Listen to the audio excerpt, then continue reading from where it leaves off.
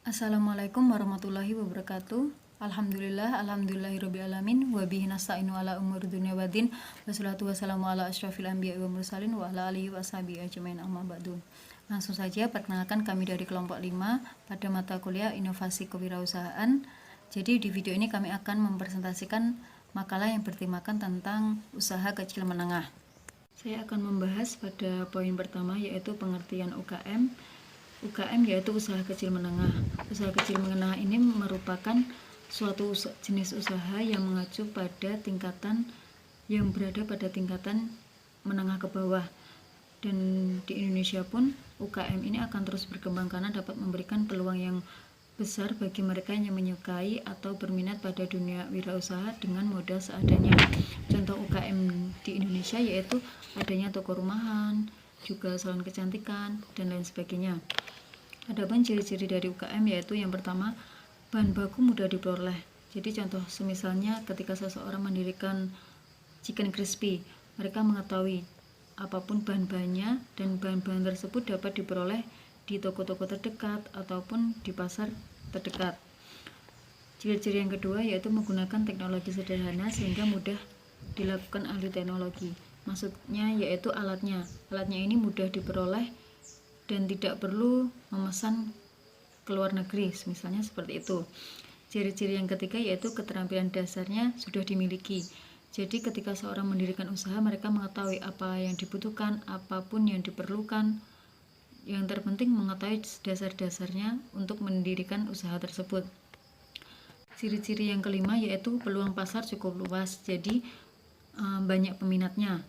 Dan yang terakhir ciri-ciri yang keenam yaitu melibatkan masyarakat ekonomi lemah setempat secara ekonomis menguntungkan. Jadi usaha yang didirikan itu dapat memberikan citra positif ataupun hasil yang positif pada masyarakat setempat ataupun tidak, istilahnya tidak merugikan masyarakat setempat tersebut.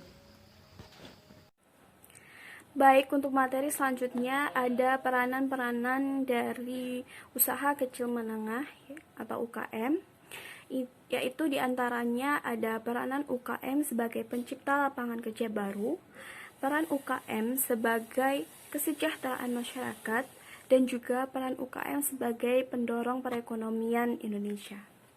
Kita bahas yang pertama yaitu ada UKM sebagai pencipta lapangan kerja baru, di mana UKM ini berperan dalam bentuk kontribusi output terhadap pembentukan atau pertumbuhan produk domestik bruto yang cukup lumayan besar, dan hal ini tentunya akan diikuti dengan kontribusi penciptaan lapangan baru karena sektor UKM ini bersifat padat karya atau banyak menyerap tenaga kerja. Dan dalam pendirian UKM ini tidak memerlukan prosedur yang terlalu rumit atau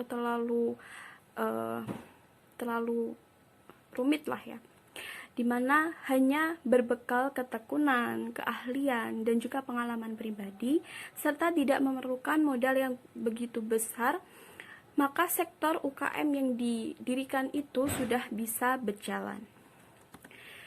Nah, serta dalam pengangkatan tenaga kerjanya pun tidak memerlukan syarat-syarat yang terlalu tinggi atau mematok standar yang begitu tinggi ya, karena dalam UKM ini seperti tidak harus lulusan sarjana, tidak ada maksimal pengalaman kerja, hanya saja skill dan kegigihan serta kejujuran itu sudah menjadi poin utama dalam pendirian dan juga pengangkatan dari tenaga kerja tersebut. Untuk yang selanjutnya ada UKM sebagai kesejahteraan masyarakat. Nah, di sini kita perlu ketahui sebelumnya kesejahteraan masyarakat sendiri merupakan suatu kondisi yang mana memperlihatkan standar dari kehidupan masyarakatnya, di mana adanya peningkatan kemampuan dan pemerataan distribusi kebutuhan dasar seperti makanan, perumahan, kesehatan, perlindungan, tingkat kehidupan, tingkat pendapatan, dan juga pendidikan yang lebih baik dari sebelumnya. Nah, di mana peran UKM dalam kesejahteraan masyarakat ini yaitu adanya keikutsertaan masyarakat dalam pendirian UKM dan juga bekerja sama terhadap UKM tersebut untuk masyarakat itu nantinya mendapatkan penghasilan sendiri sehingga mereka dapat memenuhi kebutuhan sehari-hari mereka dan mereka dapat meningkatkan seperti peningkatan pada pendidikan kesehatan itu mereka sudah meningkat dari hasil jerih payahnya sendiri. Dan yang terakhir ada peranan UKM sebagai pendorong ekonomi Indonesia. Nah, UKM turut berperan dalam mendorong perekonomian Indonesia ini tak lain karena adanya krisis dan juga PHK dari perusahaan-perusahaan besar. Dengan demikian, orang-orang yang terkena dampak dari krisis dan juga dampak dari PHK ini mempercaya diri. Dengan percaya diri dan juga tekad yang kuat, mereka tuh bersemangat dan beralih untuk menjadi seorang wirausahawan dan juga membuat awal usaha seperti UKM. Nah, UKM di sini bisa seperti pertanian, perkebunan, perikanan, dan juga sektor-sektor lainnya yang sekiranya sesuai dengan kemampuan mereka, sehingga mereka dapat mengurusi sendiri terlebih dahulu UKM yang mereka ciptakan. Nah, karena UKM ini selain dapat menyerap tenaga kerja, UKM ini mampu memberikan sumbangan dalam penciptaan pendapatan nasional dari kegiatan UKM, dan hal itu berdampak pada pertumbuhan ekonomi yang membaik dan juga perbaikan pemerataan terhadap pendapatan yang dimiliki. Seperti itu yang dapat. Baiklah, pada poin selanjutnya saya akan bahas terkait dengan permasalahan dalam usaha kecil menengah. Dalam jalannya usaha kecil menengah ini pastinya menemukan permasalahan-permasalahan yang muncul, baik itu dari faktor internal maupun dari faktor eksternalnya. Menurut Hafsah sendiri, permasalahan yang muncul dari faktor internal itu ada 3. Yang pertama, kurangnya permodalan, yang kedua SDM yang terbatas, dan yang ketiga adalah lemahnya jaringan usaha. Yang pertama adalah kurangnya permodalan. Jadi usaha kecil menengah ini adalah usaha milik perorangan. Jadi modal yang didapatkan pun itu adalah dari si pemilik usaha itu sendiri, sehingga hal ini akan sulit untuk membuat usahanya itu bisa berkembang karena modalnya itu terbatas. Selanjutnya adalah SDM yang terbatas. Keterbatasan SDM di sini dari segi pendidikan formal, pengetahuan maupun keterampilannya. Ketiga hal tersebut padahal sangat-sangat penting dibutuhkan untuk usaha yang baru merintis, terutama usaha kecil dan menengah.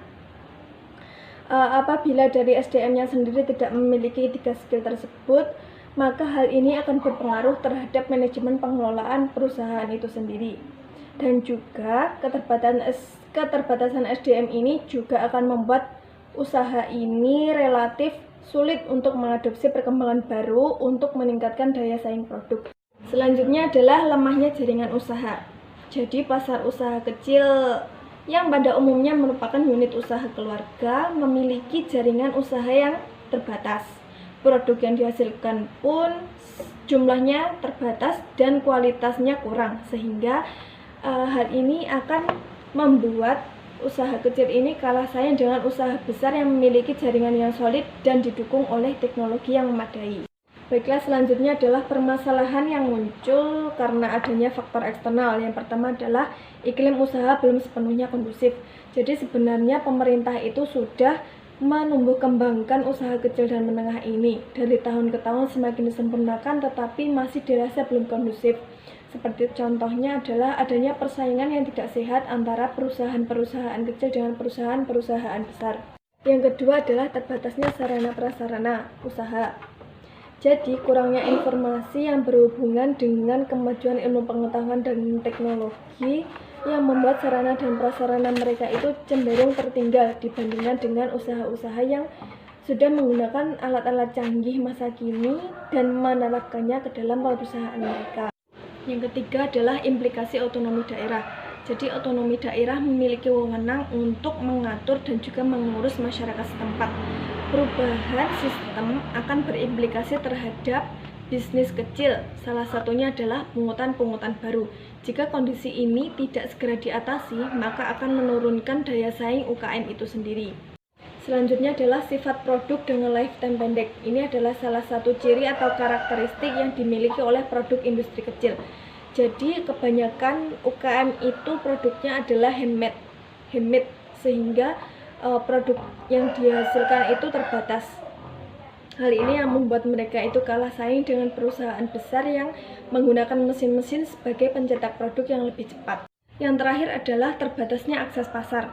Jadi pangsa pasar yang sudah dikuasai oleh pengusaha-pengusaha besar membuat akses pasar untuk usaha kecil ini terbatas sehingga mereka kesulitan untuk memasarkan produknya, dan hal ini yang memicu kegagalan atau kebangkrutan terhadap usaha kecil menengah. Sekian yang dapat kami sampaikan, kurang lebihnya mohon maaf. Wassalamualaikum warahmatullahi wabarakatuh.